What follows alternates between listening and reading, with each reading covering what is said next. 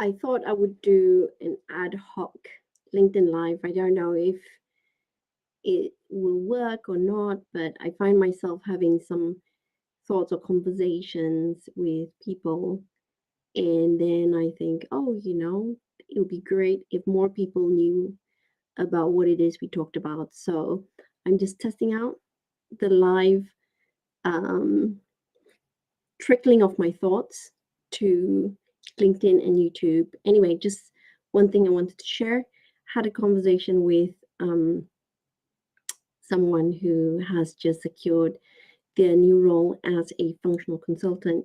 Now, if you work for a Salesforce partner or any other software vendor, there are two kinds of engagements, commercial engagements. One is where you are engaged to the client as part of a project team. So you would have a project manager, you might be the consultant or the BA or the dev, you might have a tester, you might have a trainer, you might have an architect on board, you might have some SMEs like marketing consultant or a mobile designer, that sort of thing. So you are engaged as part of a team. The other kind of engagement, it's what's commonly called a staff augmentation or body shopping, and that is where you are just kind of loaned to the client as a body.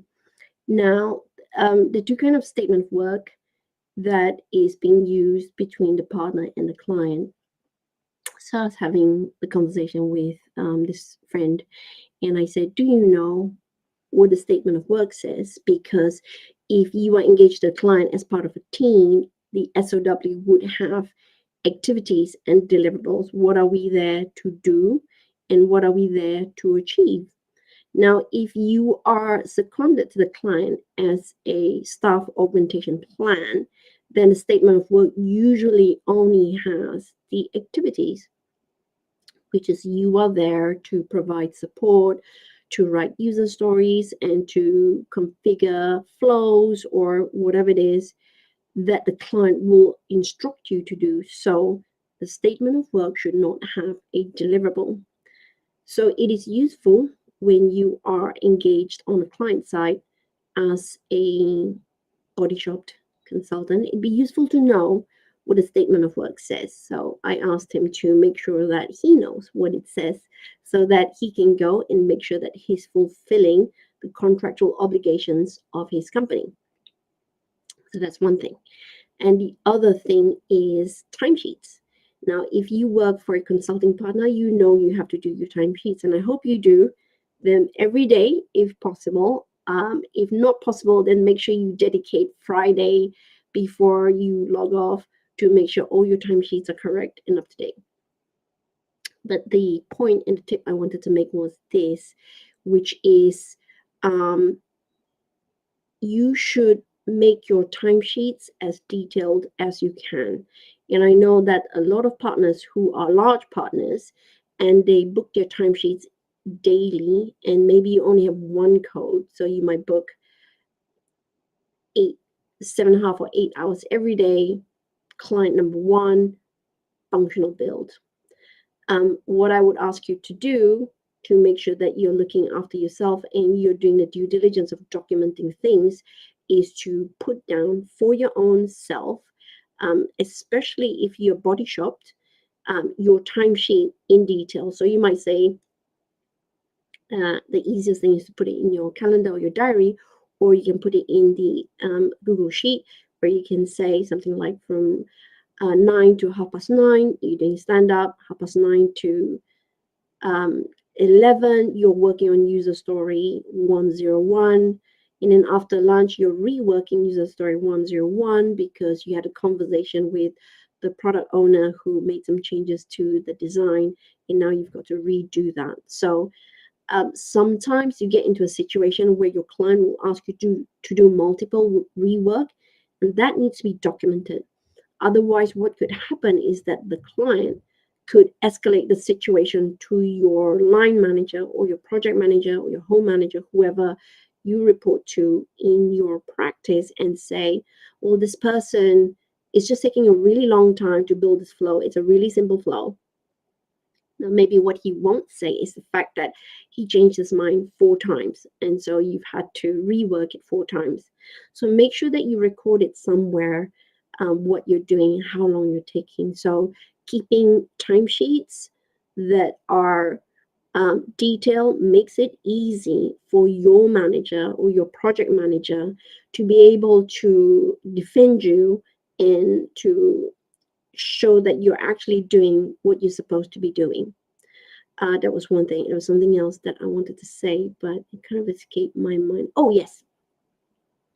If you are on client side, like physically on client side, and you pass your client, product owner, project manager, or anyone, the pantry, the kitchen, hallway, and they may, oh, by the way, when I said I wanted the primary key to be this, we kind of need to change it to this because of these reasons. Can you make that? Okay, that is actually quite a big change. Let's take a smaller change. Oh, can you add this field to this page layout? Okay, that's a really small change. Use your creativity and think about something in between, right? So you got a client who make a request that sounds like a very small request, and it's small request. Maybe adding something to the data model is not going to be a big deal. Make sure you are adding that in documentation. And all you need is just a quick email to say, after that interaction, you go back to your desk and you fire up your email and say, dear person that I met in the hallway, just to be clear, you've asked me to do this. I'm just very quickly going to check to see if that's going to impact any other thing that we're going to do. And I'm going to go ahead and do it and deploy it to over here for you to review and test or check. Or I'm just going to document it now for you to just double check to make sure that I've understood it correctly. So what you want is to make sure that you understand what's being asked of you and you document it, right? Because in a body shopping engagement, there's usually no rules or guidelines as to how you're supposed to be engaging with the client. And that gives rise to a lot of misunderstanding. So do this thing, and hopefully your engagement on the client side as a loan agreement or body shopping or staff augmentation agreement will allow you to learn a lot more, and it just adds to your consulting experience. So this is my first experiment doing an ad hoc LinkedIn Live or YouTube Live from Restream. If a lot of people like this, I'll do a lot more. I'll figure out how to do it in an easier way, or if you've got questions and you want me to answer, I'm happy to do that.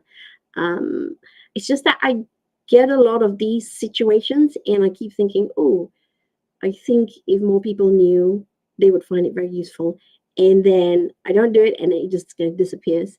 So if I can find a way to very quickly, a few minutes, just share it, then it's out there for people to grab value from it. So I hope you found it useful.